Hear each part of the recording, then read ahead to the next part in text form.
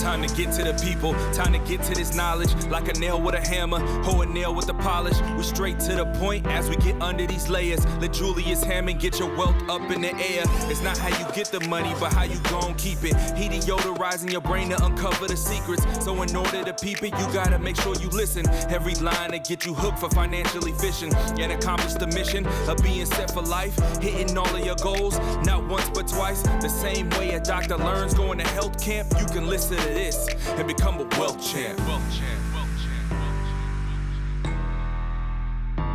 Wealth champ.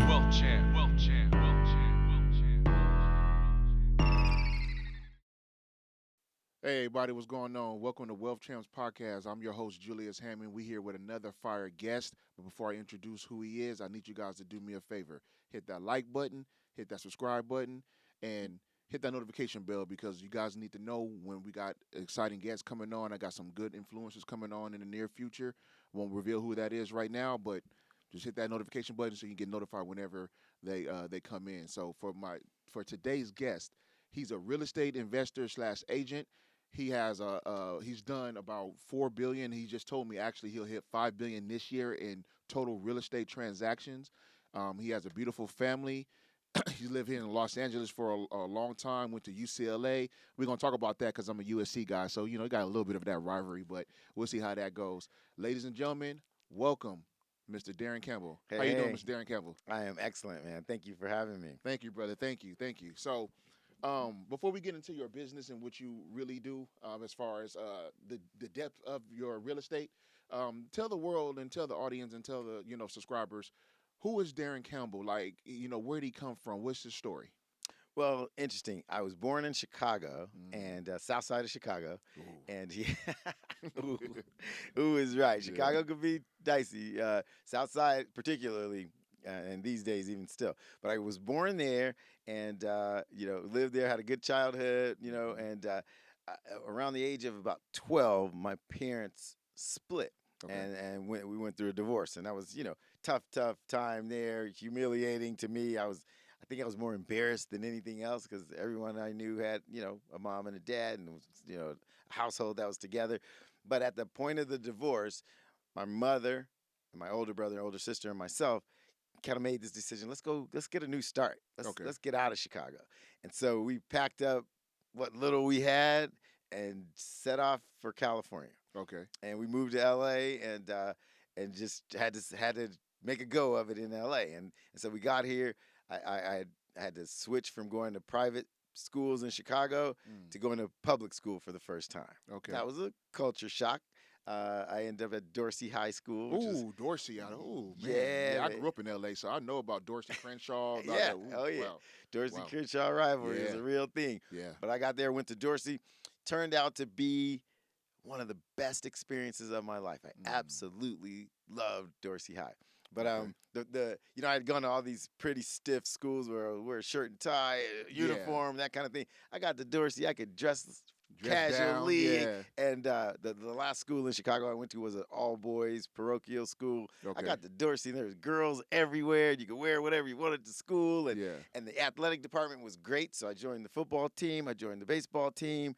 And, I was always a pretty good student, so I was pretty easily a straight A student. Okay. I was on top of the world, man. I became the quarterback of the football team. I became the captain of the baseball team. And it was just it was a positive experience. I became the class president, kind of gave the commencement speech. Okay. I thrived, at Dorsey. I was loving L.A. Okay. And so, fortunately, my grades were really good, and it afforded me the opportunity to win some scholarships. So I ended up winning 7 scholarships that paid for my UCLA education completely. Wow. And the main one of which was the Jackie Robinson Scholarship. Mm-hmm. And so that was a huge boost because my mom didn't have, the money to pay because, she had to take a job at a dry cleaners when we got here. And she, started out as a clerk there and then became the manager there. And eventually when I grew up and got in the real estate business, I bought that cleaners and gave it to her. But yeah, she became the owner of that cleaners. There you go. Yeah, but that's probably the best day of my life, handing her the keys to that cleaners. But I went to UCLA pretty much full ride because I had 7 scholarships. Okay. And then I decided to. I went in thinking I was going to be pre-med, wanted to go to medical school. Okay. I quickly decided as a freshman that I couldn't stand hospitals and medicine and kind of Man, that downer don't let me get started environment. on that. Yes. It was drab. It was. I did a little internship in the hospital. Got a little job that paid nothing. I could not stand the environment. I was like, oh Yeah. my God, this is depressing. Yeah. And so I made the decision, like in freshman year, I'm switching. I had to search my soul and like, what is it I really like? What do I want to do? And Okay. it kept coming back down to money. I like money. I like everything about money. There you I go. want to know how it's made. I want to know how it's distributed. I want to know how it's generated. I want to know how it's doubled. And so I switched my major to economics. Okay. And was all in from there. And Wow. since that day, it's been all about how to generate wealth, how to grow wealth, how to sustain wealth, how to create passive wealth. And so that's just been my major ever since. Yeah. And when I graduated from UCLA, I literally had 13 job offers on graduation day. Okay. But the one that seemed the most interesting to me was in the fundraising department at UCLA. They call it the development department. Okay. And they research alumni and corporations and find out what those organizations or people have the capacity to donate Yes. to the university. Okay. And so my job was to sit in a room about the size of this with nothing but files and dossiers on everybody that ever went to UCLA. And my job was to research them, Call them up. and figure out how much we should ask them for. Yep. And so while I was there, this gentleman named John Anderson wrote an $18 million check, and now the business school is called the Anderson School of Business. And so I was like, wow, who can afford to write these kind of checks as a gift? Turns out a lot of people could write big gifts. So we did a lot of $1 million gifts, $5 million gifts, $10 million gifts. Anderson's $18 million gift. And so I had the opportunity, the rare opportunity as a 21-year-old to meet a bunch of these people who were giving money to multimillionaires. You know what the common theme was amongst them all? Real estate. So while the guy might have been an affluent lawyer or a surgeon making $500,000 a year or whatever, the biggest portion of his net worth came from his real estate holdings. It's like ding, ding, ding, ding, ding. You don't have to hit me over the head with a brick more than once, right? Real estate was the common thread amongst all these wealthy folks. Yeah. And so I would chat with them at fundraising parties. I'd chat with them like in the chancellor's tent at the football game because I was the youngest person in the tent. I had a rare opportunity to talk to these gentlemen and ladies who were affluent. So I remember going to Mr. Anderson and then saying to him, Mr. Anderson, when I grow up, I want to be just like you. I said, the only problem is I don't have any money and my parents don't either. So he was like, hey, you know what, young man, why don't you get your real estate license? Okay. And there's no limit on how much your income will be at that point. Okay. That's number one. And number two, you'll get access to the best deals before they hit the market, and you'll get to buy those deals. It's like, off-market deals, Off-market deals or soon as they hit the market MLS, deals. So he was saying that's how you get access. Okay. And I was like, okay, well, you don't have to tell me twice. I quit my job about 2 weeks later and started studying for my real estate license. Oh, wow. I got my real estate license, and I went and interviewed. I decided early on that I did not want to drive people around looking at houses. I said, I want to sell the big stuff.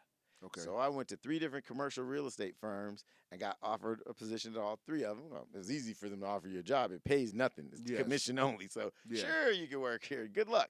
It's like that. So I ended up joining Marcus and Millichap. Okay. And the reason I did was because they were the largest seller of apartment buildings in the United States. And that's what I wanted to do. I want to sell big apartment buildings. I wanted to sell big stuff. Okay. And I wanted to do it on a business-to-business basis. And you walk in their office, it was suited and booted, shirt, tie. You don't come into the office if you're not suited. You can't even come in. I was like, I like this. So wow. It felt real prestigious. Yeah. So I joined, and they gave me a big thing called the apartment directory, and it was nothing but phone numbers and owners of apartment complexes all across California. And all my job was to smile and dial, as they say. And so I cold called 5, 6, 7 hours a day, looking for people who might be interested in selling their apartment building. Quickly, I saw how people were adding value, building wealth, creating cash flow through these income-producing properties. And I learned the game. I hustled. My first year in the business, I wrote about 180 offers. Only sold 11 transactions, but I was writing offers like crazy. Yeah. And when they say the best way to learn something is to just get out in there and do it. just do it, just Yep. jump in the water, Yep. that's what I did. If you could fog a mirror, I'd write your offer. Deal might have been $5 million. You want to write a $3 million offer? I was like, all right, let's do it. You know, no chance of getting that deal. There you go. But the experience of just going and doing it, you know, writing 180 offers in 12 months. At the end of that, you know the contract, you know the game, you Yep. know why buyers buy, you know why sellers sell. Yep. I was ready. I Wow. was ready by then. And Wow. so after that, I went to the number one guy in the firm, and I was like, you know what? I want to learn how to be number one like you. I'll give you half of my commission for the next 12 months if you show me how to be the top guy. And he was a little surprised because he was not very well liked in the firm. He's like, You want to come to me? He's like, why are you coming to me? Nobody here likes me. I go, Are you number one? He goes, yeah. I go, That's why I'm coming to you. That's why. There you go. And so I went under his wing for 12 months and learned why he was number one and learned how he hustled. And I did maybe 16, 17 transactions that year. And I was ready to be on my own. And I've been running ever since. But then quickly I learned how to invest in those things. So I started buying apartment buildings. Okay. And when you learn the game, you learn what's a deal, what's not a deal. But the cool thing is, I bought my first 2 apartment buildings with no money. I had no money yet, but I figured I saw a guy who was really motivated. He had these 2 rundown apartment buildings in Van Nuys. Yeah. He came to me and said, "Sell them fast. I'm moving out of the country." Okay. I was thinking that night, how am I going to sell these 2 ugly buildings fast? Yeah. I go, well, I want those buildings. I'd buy those buildings. Okay. Except that I don't have any money. How am I going to do this? I went to him the next day. I go, I got an idea. I'll buy these buildings from you. And he goes, you will? I go, yeah, only problem is I don't have any money right now. I go, so I'll tell you what. You carry the financing, and I'll buy the buildings. You go ahead and move to do your mission work in Guatemala or wherever he was going. Okay. And I go, and I'll pay you monthly. I'll take over these messes, and the buildings were a hot mess. Okay. Evictions, vacancies, all kind of deferred maintenance. Had to get all kinds of stuff done. Oh, they were a hot mess. Gang members, the whole shot. This area of Van Nuys was pretty rough back then too. Oh yeah, I'm already knowing. Yeah, and so he's like, "Is that legal?" I go, "Yeah, it's legal." So we wrote up an agreement. He got a note secured against both properties. Okay. He sold them to me with 0 down. I took over these rat-infested, gang-infested apartment buildings. Okay. And started the turnaround process. Okay. I remember I evicted the tenants out of unit number 1 who hadn't paid in like a year. And then when the sheriff came to evict them, there were 16 people in their pajamas in that unit. What? a one-bedroom apartment. Wow. I evicted 16 people at 8 o'clock one morning. Wow. I'll never forget that scene. Anyway, flash forward, I started fixing up those units, fixing up those buildings, evicting the bad tenants, raising rents after I fix up a unit. Boom, boom, boom. A year later, I refied both those buildings, paid him off. Yep. And that was the start of the story. Wow. And I've been an investor, buyer ever since. And so, I've evolved it from just buying investment property to then putting together syndication groups to buy bigger properties because, I don't have unlimited money. So I'd go to my clients and go, I got a good opportunity over here on a 40-unit building. I gotta come up with $1 million. I got about half of it. Are you interested? I was shocked at how many people were like, "Oh yeah, I'm in. Oh yeah, I trust you, Daron. Yeah, let's go." Okay. And so that's how my syndication business began. That's how my investment company started. And then, flash forward maybe 8 years into that, I got approached by Remax, and the owner of a big Remax franchise came to me and said, Remax is about to go into the commercial space. Yeah. And we need a big apartment producer. Yeah. We want to bring you over to Remax. And at the time, I was like, I'm suited and booted. I'm wearing Armani suits every day. You want me to go to Remax? Yeah. And so I was like, nah, why would I do that? Yeah. He says, well, what's your split at Marcus and Mellow Chop? I said, 60-40. I'm a senior agent. Okay. He's like, how about I give you 95.5 and you come start mine? What? I was like, what? If you do the math, that's over 50% pay raise, right? Yeah. Same deals. So I was like, oh my God. I went home that night and called my 3 or 4 best clients. I was like, if I switch companies, you still gonna roll with me? They're like, we're rolling with you. We're rolling with you. We're rolling with you. That's why integrity and character plays such a big part. We don't care what flag you waving. We're riding with you. Yeah. So I made the jump. Basically gave myself a 50% pay raise. Within 2 years, I was the #2 agent in the world at Remax. Wow.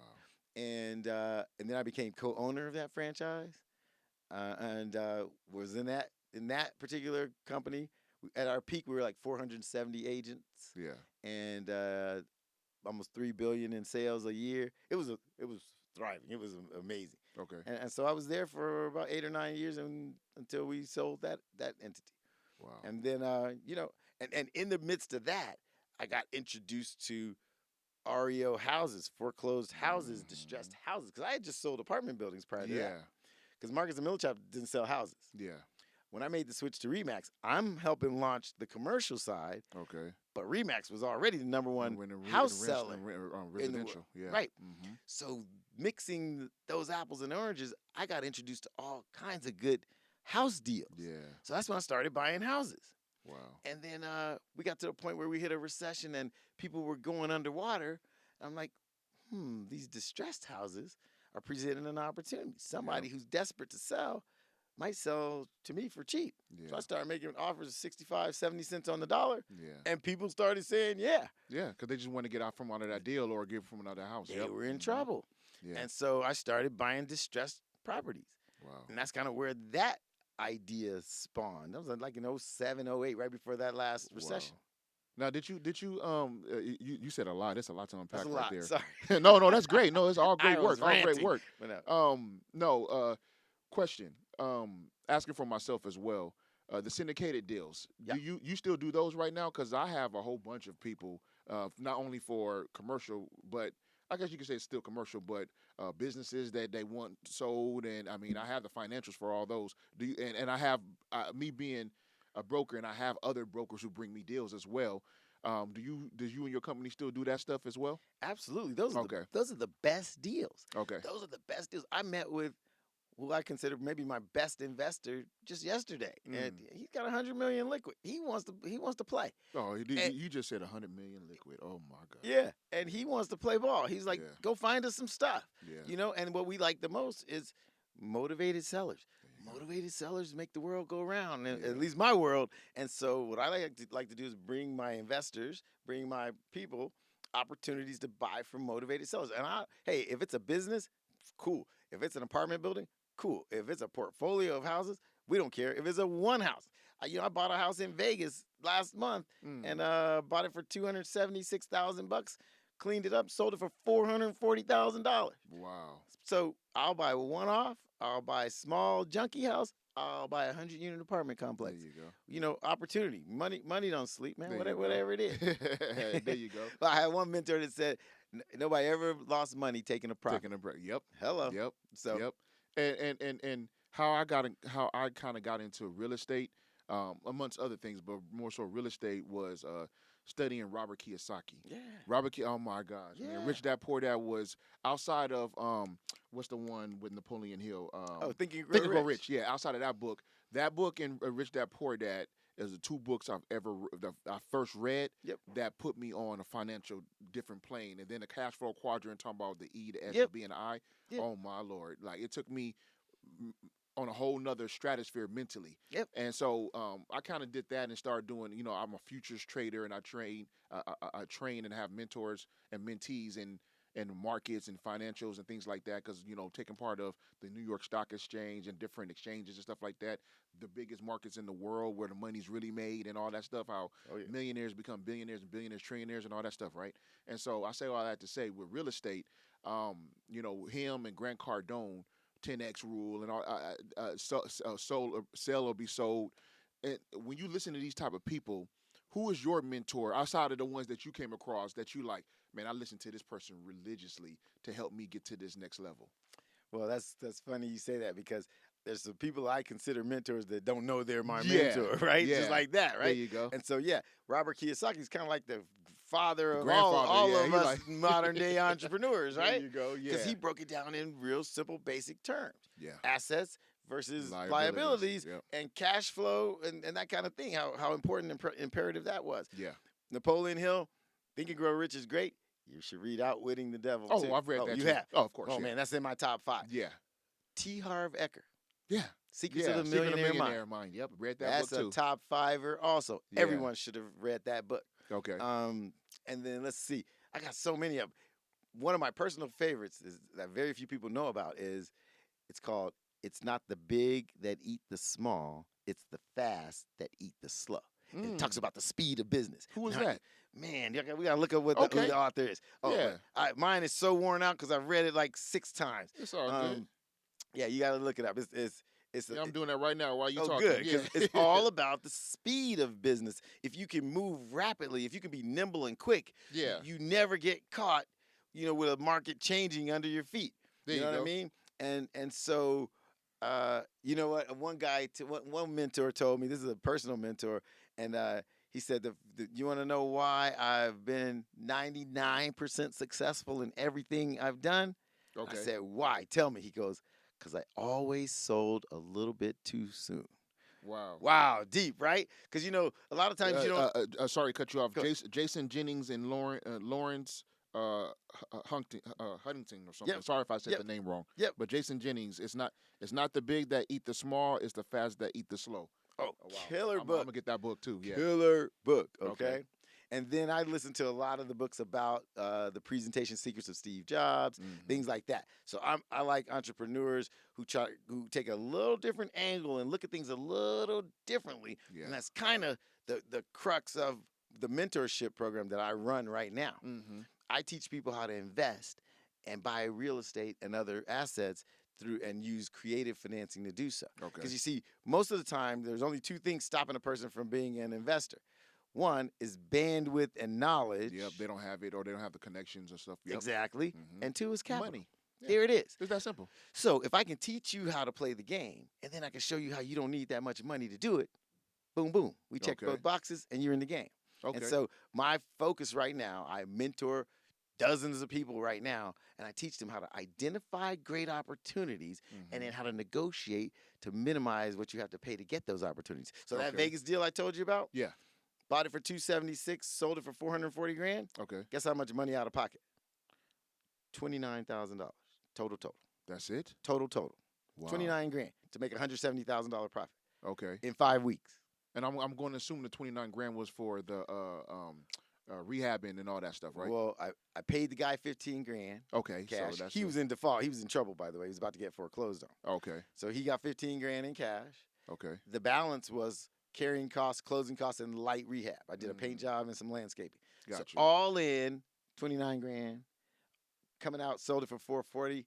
170 was the net. Wow. Not a bad day at the Not office, bad. right? Not bad at all. I mean- A lot of people don't even make 170 in a year. I know. Yeah. I know. Wow. And so I say to people, how many times you got to do that before you can fire your boss? Because that's what I'm trying to teach people to do. There you Fire your boss. And then a lot of people feel like they've been boxed out of the game, go. Yeah. either price-wise or knowledge-wise or whatever. Banks make it difficult to get a mortgage. Mm-hmm. Sellers and the market make it difficult to compete. Yeah. I was like, there's a way. There's a way. I'm going to show you the way. So that's what my whole mentorship program, I call it Recession Riches Academy. There you go. I show people how to make money during recessionary times. Wow. Right now, interest rates are 8%, right? Yeah. Well, guess what? There's a way to buy and not have to be so exposed to a bad interest rate. Okay. We buy property and take over loans from people who got their interest rate when it was 3%, 4%. But for some reason, they're in a little bit of trouble or they're really motivated to get the heck out. Yeah. We step in and we want to take that debt, that cheap debt. Mm-hmm. We want 3% money, 4% money. And if we can negotiate it the right way, if you can learn how to say what to say, you can convince that seller to let you in with less than the normal amount of down payment. Now I'm not dealing with Wells Fargo. Now I'm not coming up with 2 years worth of tax There you returns. go. Now I don't care if my credit That's score. what holds people back. Yep. Yeah, Yep. that's the what credit keeps- score. You said the credit Yep. score. Yep. Cash on hand. Yeah. And the credentials, your tax returns. I'm 2 years of tax returns. How many people got their 2 years of tax returns together? Yeah. And if you're an entrepreneur like me and you, we want our tax return to show the lowest income possible. Yeah. But then you go to the bank to try to get a mortgage, they be like, you don't And make you enough make money. enough money. Yep. So look at that. Yep. That's the system boxing people out. Yep. Now look at the other side of that coin. Hedge funds, corporations, family offices Private equity. Yep. are Mhm. gobbling up houses like crazy. Yep. Okay, you got the Black Rocks and the Colonies and those kind of guys. They own 30, 40,000 houses. I just saw an interview with one hedge fund dude. He says we're buying 800 houses a month. Yeah. 800 houses a month, Yeah. and they're not selling them. They're putting them in the rental pool. Yeah. But they're Buying taking and holding those, them. and they're taking them, so they're taking them off of the market. That means they're pinning up the supply, like limiting the supply for me and you. Yep. The demand is up here. They're gobbling up the supply, which Yep. drives up the price, Yep. squeezing the little man out Yep. even further. They're building up all that equity and everything. Yep. They're Absolutely. getting all the equity. Now, let me ask you a question. What do you think about tax liens and tax deeds? That's something that I do, but what's your thoughts on that? I think it's anytime you get an opportunity to buy something at a discounted price, Mm-hmm. jump on it, learn it, Yeah. and jump on it. You know, that's a lane. Yeah. The particular lane, I believe, the 4Ds are my favorite lanes. Okay. 4Ds: death, distress, Okay. divorce, and dissolving partnerships. To me, those are the 4 best lanes. Now, I haven't run in the tax lien lane, and you're going to have to teach me that. Okay. But the 4 I run in right now, the 4 I teach my people to jump in right now are the 4Ds. Okay. And to me, that's because those are sellers who need to They sell. have to sell. Yeah. Not who want to sell. Yeah. And now I want to buy from the guy who needs to sell. Yeah. Now, you're right there with the tax liens, et cetera. Same kind of distress. Yeah. That's just a different kind of distress. Yeah. I buy pre-foreclosures primarily, Okay. and then divorce, which is obvious, and then death. Those are probate sales, and dissolving partnerships. Most people don't know that general partnerships and LLCs have a sunset date. Yep. On which they have to liquidate the asset. Yeah. People have invested, and they say, you're going to invest your money, but we're only going to hold this for 7 years or 5 years or Yep. 10 years. In that year, mark it up or mark it down, they got to sell. They got to sell. Yeah. So I want to buy from people who got to sell, There you go. right? There you go. 51% of the marriages in a divorce, what do they have to do first? Yep. Sell the assets Yep. so they can chop up the money. Yeah. There you go. They have to sell. They don't Because just want to sell. especially in divorce, because they got to pay that alimony, or Yeah. they have this other debt, Yeah. or God forbid, if not necessarily divorce, but like you said, the death. If the man is the breadwinner or the woman, I mean, we in Yeah. modern times now. So Yeah. whoever's the breadwinner in the house, and Suddenly the other person is gone now, and Where's the ability to pay? there you go. And I can't You tell know? you how many of grandma's houses I've bought. Yeah. Grandma passed away. She left it to 6 cousins, Yeah. and all the 6 cousins can't agree on what to do with grandma's house. You don't want to live. Nobody wants to live in it, and they don't want you to live in it without them. How are we going to get the Yeah. money? And then many times they've never had, more than 10, 20 grand in their hand at a time, and they're sitting on grandma's house, and I can buy it for 500 grand and tell them, hey, I could buy it, I'll close in a week. They'll be chopping up $500,000 next Friday. Yeah. They're like, where do we sign? Yeah, Where and do we it's crazy. That actually happened with me. I have a personal story. I'll let the world know right now. So I had, with my family, we were living in Los Angeles for a very long time, right off of Western and Washington. Oh, wow. Okay, yeah, right around the corner from USC and Yeah. and at the time Staples Center, now it's Now crypto.com. crypto. So this was way earlier in the 2000s and all that. So it was under what do you call it? Older when someone has to what's the reverse mortgage. Oh. It was a reverse So it was a mortgage. My reverse grandparents were alive and everything, right? And so they died and all that, and it was my father's house. It was my grandparents and my father's house. So when they passed away, the bank, the house was paid off, but because they've been taking so much loans out the house and all that stuff, it ballooned up, right? So when we got the bill, the house ended up costing way more than what it was. So It it was was like maybe upside about down. 700,000-800,000.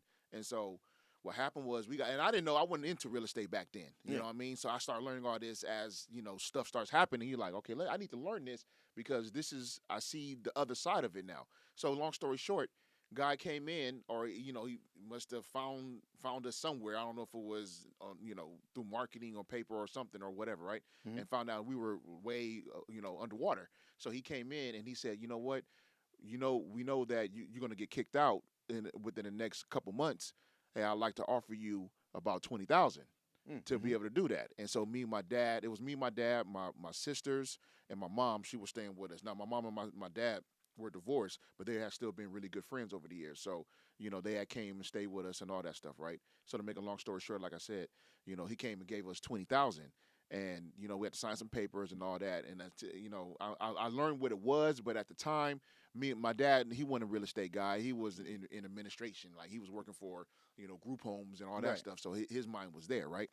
And so gave us 20,000. We ended up moving to Hawthorne, California, and then somebody else took over that house. And now even when I pass by the house now, they didn't redid it and repainted it and all that stuff. So now Yep. I see what they did. Yep. I didn't know at first, and I'm like, who's willing to offer $20,000 come take over a house that's $800,000? Yeah. And I didn't know, it's like, okay, now I know what they did. Yeah. I didn't know back then. I'm like, Yeah. what kind of that's stupid to me. Like, why would you pay someone or pay us $20,000 to take over a note and the damn bill is $800,000? Yep. 700, whatever it was Yep. at the time, but it was high. Yeah. The house had been paid off, but because of all the loans and everything been taken Yeah. out in equity, Yeah. it ballooned up. Yeah. And so obviously you don't have to be paid back when you have elderly. You don't have to be paid. You don't have to pay the mortgage every month because of the financial situation. Right. So that was very interesting. Now I know what it is. I didn't know what it was back then. It just didn't make sense to me. And Yeah, so that happened to me personally. Yeah. So see, You know? you see the Yeah. game, the game at work. Yeah. Reverse mortgages are a real interesting thing because Yeah. they write that elderly couple a check Mhm. right now, then they sign over the rights to the house Yep. to that company, Yep. and that company wins every time Yep. because they might have given your grandma and grandpa $200,000, Yep. but when grandma and grandpa passed away, And it ran through that money. they too. got the Yep. $700,000 house. Yep. And it's an interesting game. At some point we all thought that would be deemed illegal because they're really kind of getting over on folks. Yeah. But then it's a piece of debt, Yeah. and the people who write that debt, you can bet that guy who brought you guys the $20,000 Mm-hmm. was in bed with that reverse mortgage company Of course. all day long. Of course. Now, see, that's why I know now. I Yeah. didn't know back then. Yeah. It didn't make sense to me. You give me 20,000 or give us as a family 20,000 for us to move, so we didn't have to worry about U-Haul, all that Yeah. was taken care of, obviously. But you're taking over a $700,000, $800,000 debt. Yeah. To me, For- it's like For a house the that's math not ain't worth. mathing, and two Yeah. plus two is not equaling 4 here. Yeah. What's going on? Yeah. And so I thought he was a scam artist. I was Yeah. like, Dad, we're not. He was like, no, we really need the money, and we researched, and the guy wasn't a scam artist. He was cool. Yeah. We did our due diligence just to Yeah. make sure, like, hey, this ain't like some Right. illegal money No you're giving us, okey-doke, right? right.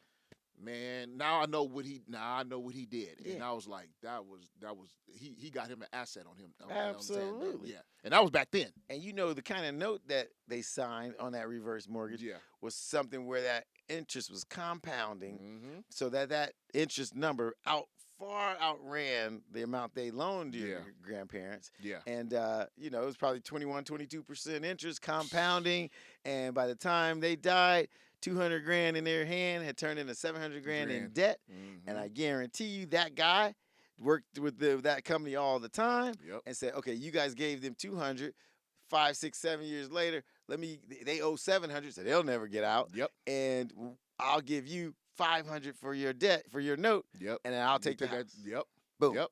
And so Yep. they discounted that note for him for cash, and they went and gave somebody else another There you reverse go. mortgage. There So, you go. you gotta, if you don't know, you don't know. Yeah. And so, you got to get an education on this thing. That's kind of why I decided I'm going to start pulling back the curtain and teaching some folks. I'm Yeah. 31 years in this business. There you I go. have seen it all. And Yeah. so I decided now is my time to just blow the doors off and show regular folks how to accumulate wealth. And through we real need estate. people like you, man, because there's not too many people like yourself, like myself.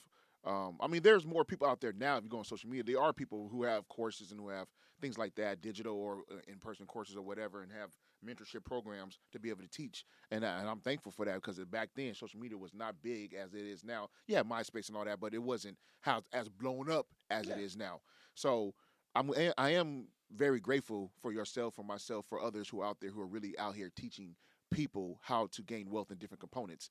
But for you to really break down the real estate game like that, from the highest denominator to the lowest common denominator, that's huge. 'Cause especially our people, Yeah. we don't have a lot of those. No, we You know what I don't. mean? We don't have a lot of that. It's No, like, we well, don't. you have to really know somebody, and then if you do, someone's charging up the wazoo just to be a part of their program. Or if we borrow a program, it's $50,000. Yeah. Like, dude, I barely make that at my job. Well, like in a year, what are we doing? Well, see, You know? the So system is built to keep you out. keep you down. And look, if you became a wealthy entrepreneur, that's one less person and one less generation, one less family that can't be stepped on, that Yep. can't be taken advantage of, that There you can't go. be overworked and underpaid. There you You know, go. so keeping as many people suppressed and oppressed as possible Yeah. is an interesting design by somebody. But the point Mhm. is, if you can find your way, educate your way out of it. That's why I give away a free course. I give away a free course. Of course, I have a a charged mentorship. I got you. You Yeah. know, that's how we earn capital as well. Yeah. But I give away a free one.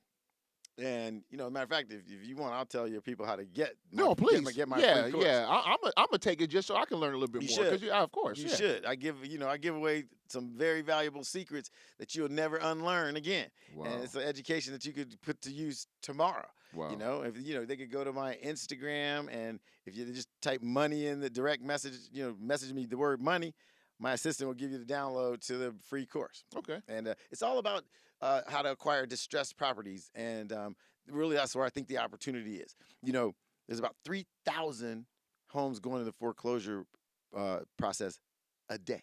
Okay.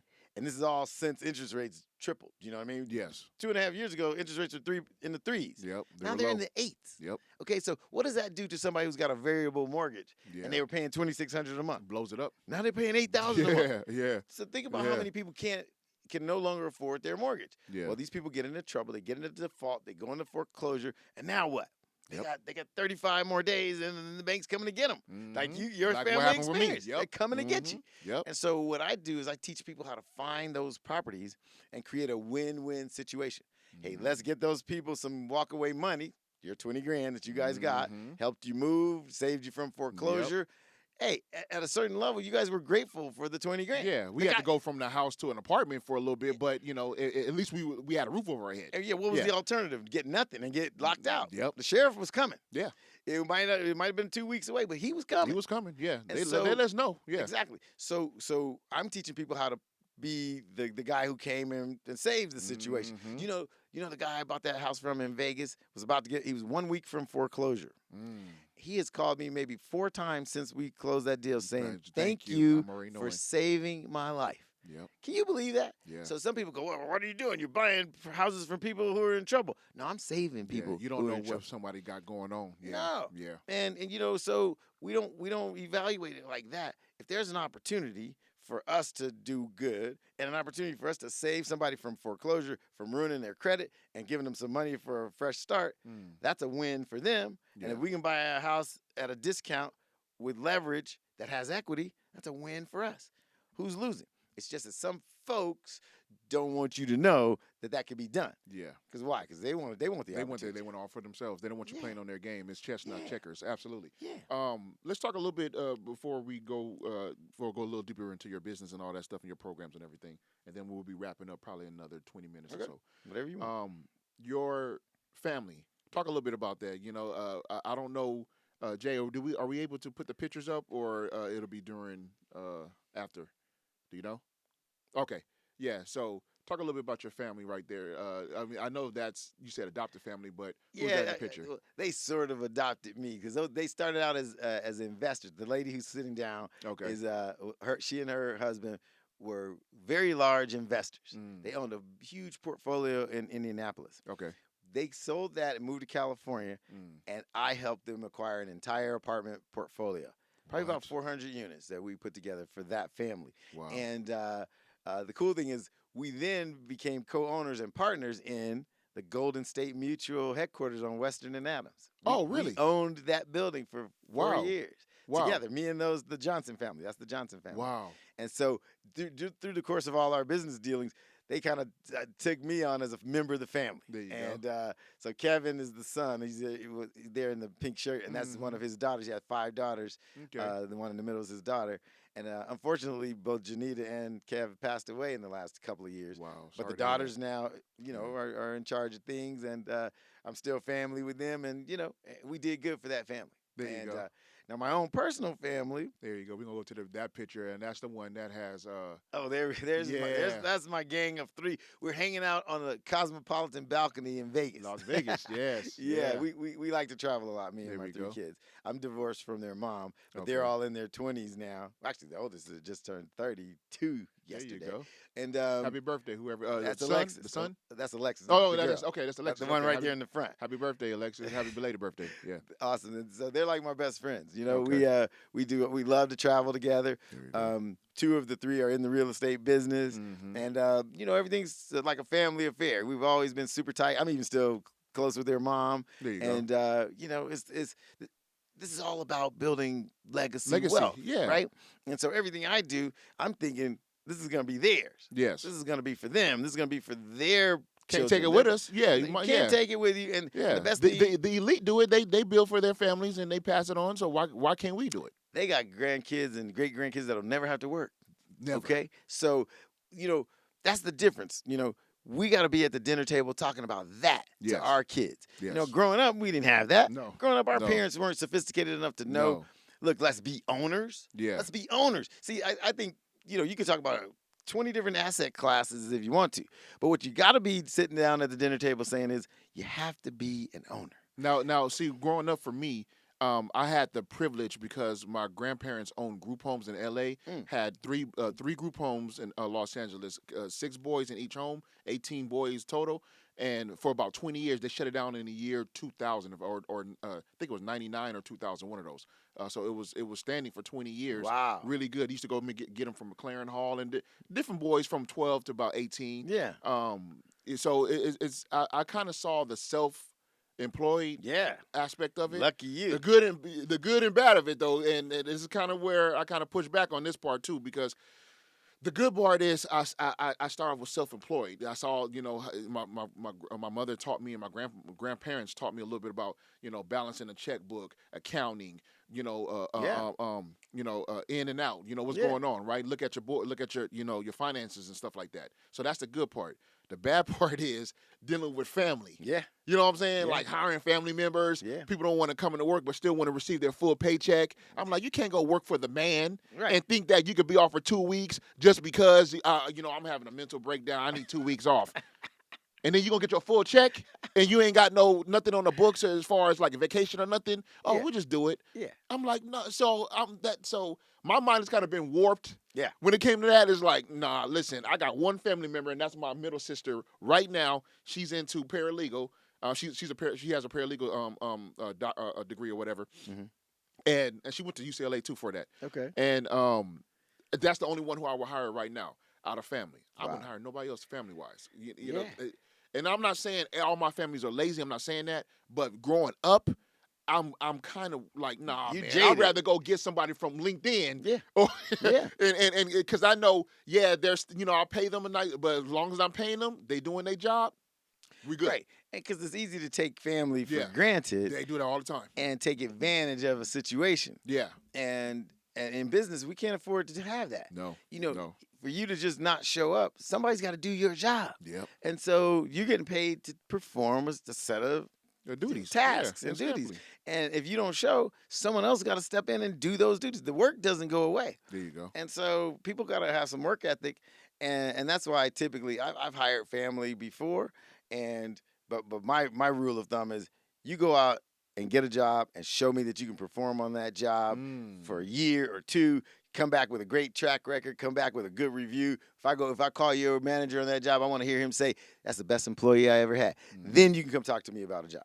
Wow, I was going to. You just answered because I was going to be my next question. Like, do you hire family and everything like that? And you just answered that question. How you do it? Yeah. My son works full time with the company right now. Okay. But he had to go out and work at another job. Like after he graduated college, I said, you got to go work. Go work somewhere. Okay. And come talk to me in a year. Okay. Like that. And then the oldest daughter, she's in the business. She works at the largest apartment developer in the country. And one day, once she knows everything about how they build with tax credits and all these things, there you go. Then I'm going to steal her from them. There you go. But I say go learn everything there is to learn from that billion-dollar company and then bring their secrets home. There you go. And, that's how we do it, man. And so people got to know that they're going to earn their keep. Okay. Talk about your program a little bit because you said mentorships and things like that. What's that about a little bit so people can understand it? Yeah, so the thing is when I joined Marcus and Millichap, I was pretty sure the only African-American in the firm in the entire country. Okay. And I was the youngest hiree in the firm. I was fresh out of, 1 year out of college, 22 years old. And I'm looking around and, nobody looks like me. Nobody really took me seriously. Like, they kind of chuckled when they saw me walk in the front door. Yeah. Because even the clients don't look like me typically, right? So I'm sure I know for a fact they took me for granted. And the thing is, it was tough to get into investment real estate. It's tough to get into regular real estate because there's no paycheck. Yeah.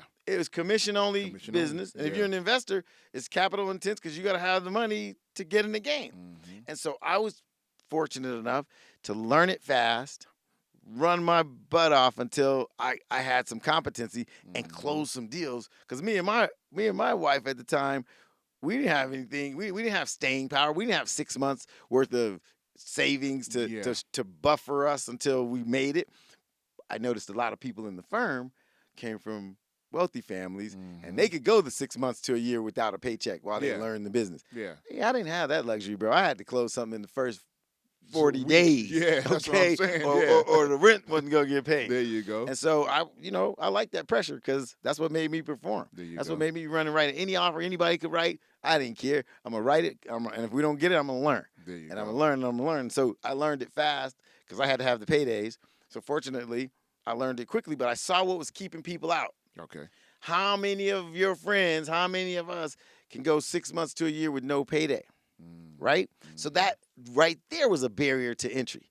So you look around, you go, why aren't more people in investment real estate? And why aren't more people doing commercial brokerage? And why aren't more people investors? Well, guess what? The barriers to entry, knowledge and capital. Yeah. Right? Yeah. And the natural barrier, so that you don't even go interview for the job, is hey, it's commission only. And you won't make your first deal till about 6 to 12 months. And that's what they'll tell you. Yeah. That's what somebody just told my daughter's boyfriend that last week Yeah. at one of those big firms. And most people need right now money because they got to pay bills. And so when you tell someone 6 months to a possibly a year for you to get your first deal, Yeah. they automatically You just got rid of disqualify them. Yeah. And they know what they're doing. Yeah. It's true too. I mean, it's Yeah. true that the learning curve is steep. Yeah. And so, but the barrier to entry is how many of us could go with no paycheck for 6 months? So what I decided to do was flip the script.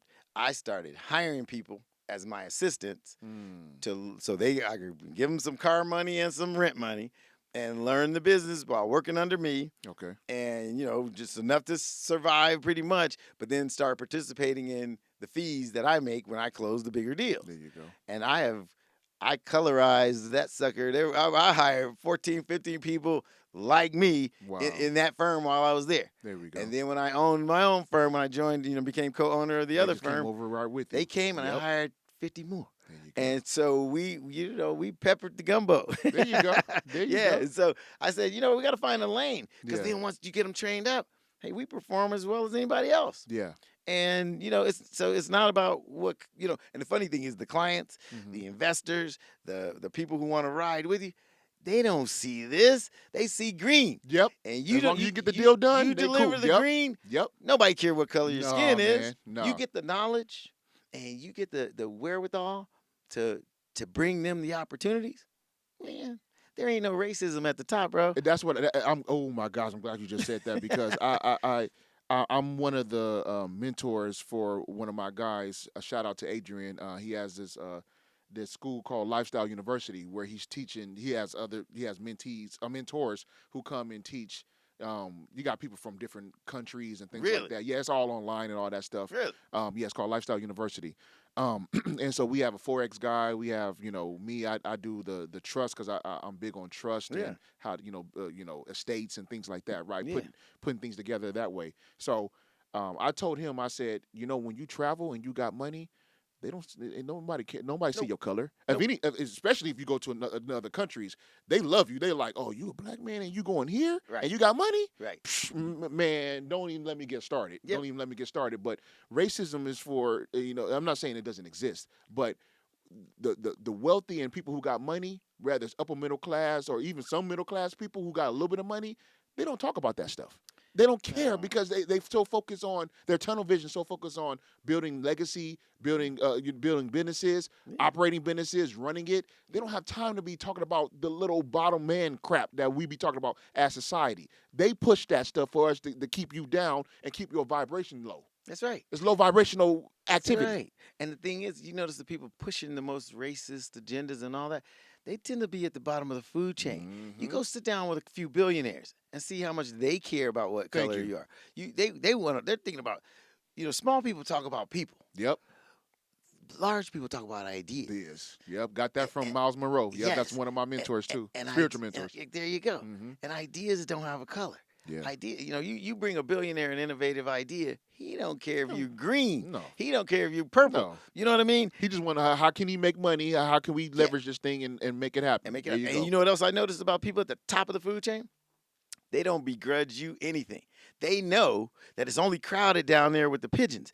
It's plenty of blue sky up there with the eagles. There you go. It's plenty of blue sky. That's why they don't care if you become wealthy too. Mhm. You don't threaten Bill Gates at all. No. Just- Not even a little bit. Is Bill Gates going to be upset if you become a multimillionaire? No. He says, bravo, baby. Thank you. But go down there with the pigeons. Yeah. And they don't want you. They're going to try to They hold jealous you down. of you. Yep. They don't want to see you take off. Crab in a barrel. Yep. Yeah, crabs in a barrel. Yep. They don't want to see you take off. Hey, man, unfortunately, there's people in our own families, Yep. some of our closest friends don't want to see you achieve. I don't even want to get started with that because See? I can go into that. I mean, with my wife, and I'm not even going to do that. So I'm gonna leave that one alone. So because my wife is here, and I don't want her to see this episode and be mad. So, but yeah, that's definitely true. A couple things real quick before we go.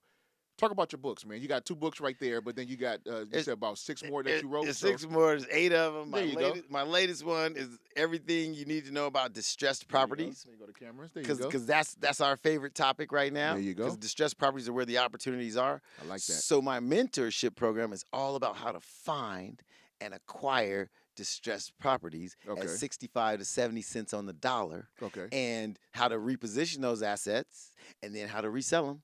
Because I call it quick flips. Okay. So I teach people how to quick flip, and then I want to show them how to do what I call stack a million. Take the next 2 years and stack a million. Have a 7-figure balance in your bank account. Then you can start acquiring property for cash flow and Yep. for long-term hold. Yep. I help Now you. you have the capital to do it. Right. Yep. I'm gonna show you how to stack a million, and then show you how to start buying apartment buildings after that. Now, can any market, or is this market specific? Like if somebody wants to, just say somebody wants to go into another country and do it. Are you kind of Absolutely. Okay. There's opportunity everywhere. And the funny thing is, the markets aren't really places. The markets are times in time and space. Mhm. We are in a particular market that's favorable for foreclosures and distressed properties. It's because of the fallout from COVID. 7 million jobs go away, and it's because people got laid off and fired, and it's because so many people went 2 years without paying their mortgage. Yep. They wake up, they're 2 years behind. The bank says, "Pay us off right now." There you go. COVID's over. So there's all this distress. This is why foreclosure activity is up 400% in the Yep. last year and a half. And then now we're in an election year, and we already know what's about to happen with that. I won't get into that because people get, the Democrat, Republican. I'm not even gonna get into that. Don't but do that. Yeah, Don't man. go there. But Yeah. but it's a unique opportunity. 2 years, 3 years from now, it'll be a different opportunity. Yeah. But today, this is the opportunity. There you and go. so in the mentorship program, I'm teaching you how to find those opportunities, how to buy them with zero or as little cash as possible. Okay. If they find a great opportunity using my system and they don't have the capital, they can bring me the deal. I'll put up the money and split the deal with them. So so now I just overcame all the problems, right? There you go. I'm gonna teach you how to find them, and then you're gonna say, "But I don't have the money. I couldn't have bought that Vegas deal with $29,000." Okay, you find the deal, bring it to me. I put up the $29,000, and we'll split the 170. Okay. Now, when they bring you the deal, are you the one, or your team is analyzing the deal, looking at the financials, I've got a the team. account receivable, account payable, things like that, to know what's going on? Yeah. And then it's like, And we okay, can verify it. Yep, we agree that's a good deal. So my little philosophy is, we're gonna find deals that have a spread, an equity opportunity of $100,000 or more. okay, I'm per margin of transaction. Okay, got you. And So anything under 100,000, you're not interested in, or it depends on the deal. It depends on the deal, but that's kind Okay. of small. If the profit's $100,000, then that makes sense for me to get involved. It makes sense for us to split. Yes. If you're not gonna split $12,000, it's like, what are we doing? Yeah. But so we teach you how to find deals with some chunky equity in them, and there's Got you. plenty. And if the number's $100,000 or better, you can bring that deal to me and my team. If we agree with you, we say, okay, here's what'll happen. We're gonna negotiate that deal with you with that seller. We'll put up the capital. You're gonna work the deal because you're in You Virginia. know you're about to get a lot of offers, right? And They- not even just for myself, but I know a lot of people too. Bring it. And yeah, man. Bring it. Yeah. I told you I got a buddy with $100 million liquid, right? There you go. He's like, D, let's go do it. There you go. So I don't have a bottomless wallet, but I know people who do. There you go. And they want to partner with us. Your network is your net worth. Yep. Yeah, hello. There you I've go. sold them, 150 unit apartment buildings for $25 million and that kind of thing. So Okay. they know I know what I'm doing. They say, hey, we're gonna make a yield on this, right? Because they're gonna make money for putting the money together with us. Yeah. We're gonna make money by putting the money up for my mentee, and the mentee's gonna be boots on the ground because he's in Virginia and he's in Texas and he's in Florida. I'm here in California. There you go. But I show you how to go and look at that deal. I show Okay. you what to look for. I show you how to negotiate that deal with that seller. I show you how to bring that deal back to me and the team, and we go, yep, good deal. Stamp it. Let's go. We put up the capital, and we're splitting that deal. There you go. It's magic. It's magic. Win, win, win. There you go. We saved somebody from foreclosure. We saved their credit.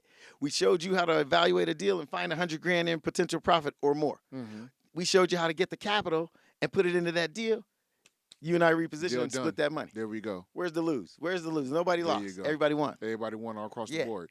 Yeah. So if people go to my Instagram, Okay. which is Daron Campbell, just Daron Campbell, Daron Campbell. If you can put that on the screen so they don't spell my name wrong. Yeah. Daron Campbell on Instagram, and just type money, DM me money, the word money. There you go. My assistant will send you my free course, and then if you like what you see, then you can talk to us about becoming a mentee. But I give you a ton of the secrets for free. Okay. But if you really want to be my mentee and you want to help use my money, me and the big dog's money, to go make deals because you don't have your own capital, then you join the mentee program. Okay.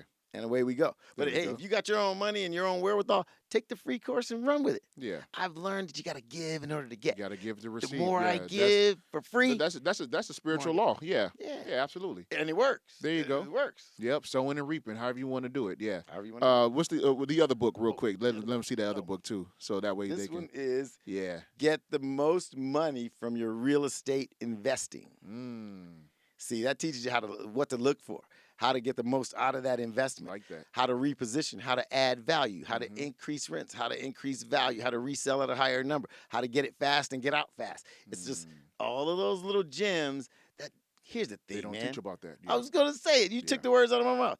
They don't teach us any of this in school. What school do you how do you properly exit a business or whatever? Yeah. Yeah. How do you even evaluate it? Yeah. How do you evaluate a piece of real estate? How do you were lucky they taught you, your parents and grandparents taught you how to balance a checkbook. What's compounding interest? Yep. Where should I put my proceeds from a profitable deal? I learned compounding interest from being a trader. Hello. That's what I learned, and then I read compound interest with Darren Hardy. There you go. Yeah, so that's how I learned. Yeah. And it's a magical thing, but Yeah. they don't teach us that. No. Now, do they? No. They don't teach us that in school. That should be the first thing they teach you in school. But they don't do that. Well, they don't teach, especially not in public school. I mean, Definitely man, not please. in public They're not school. going to do that. Okay. What was it was the last question? What events or anything you got coming up? Hey, I'm gonna put on a huge event in August. I think it's gonna be August the 10th.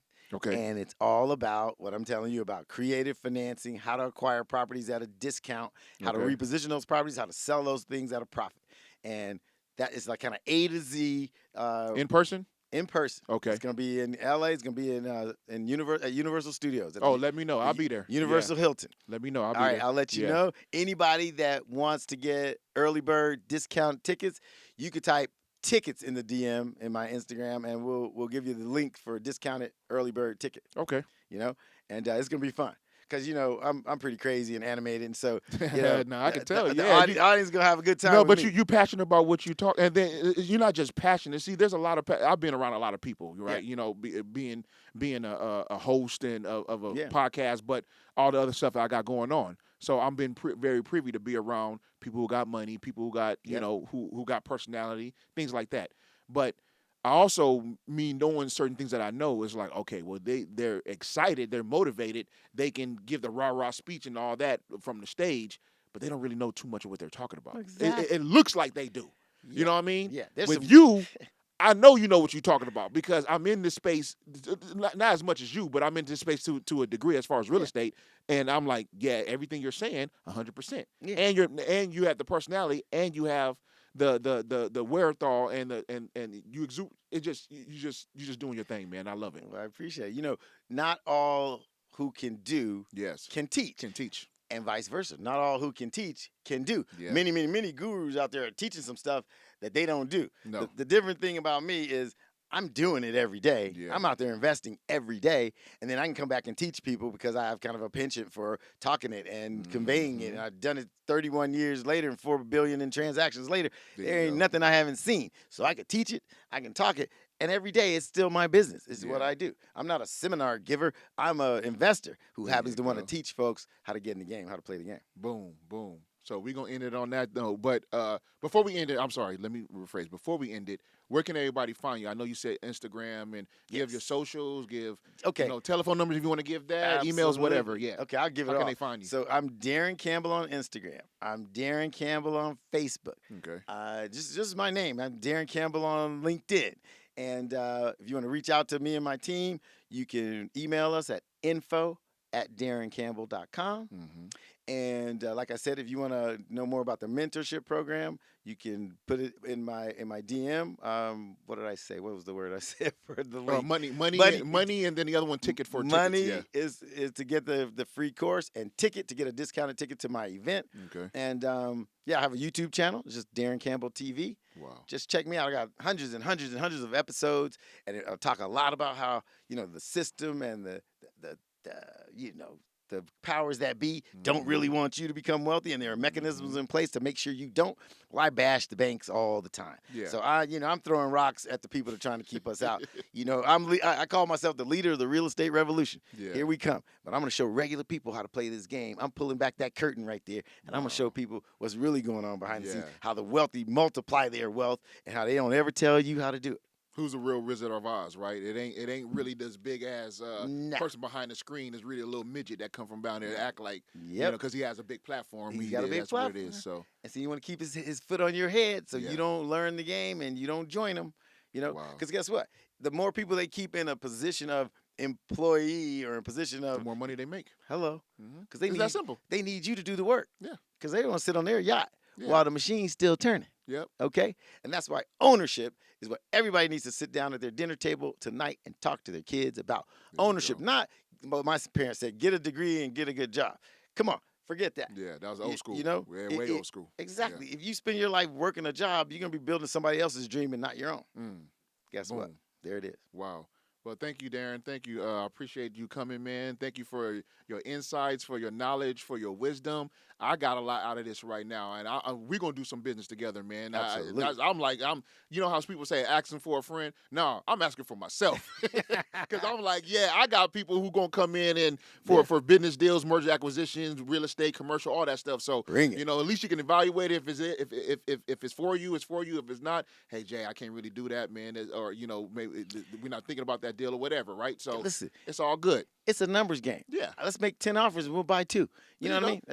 It's just a numbers game. Let's keep going. There's opportunities everywhere. Boom, boom. So, again, WealthChamps family, I love you. I love you with the love of the Lord. Make sure you guys go and check out everything that Daron Campbell, that's his name, Daron Campbell. Check him out on all social media platforms. Make sure on Instagram you hit ticket for early bird special for his seminar coming up in August.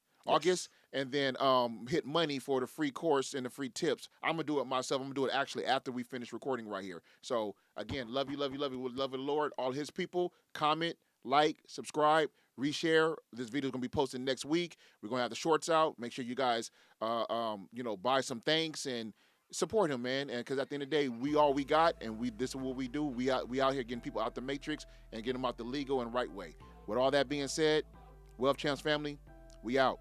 Peace.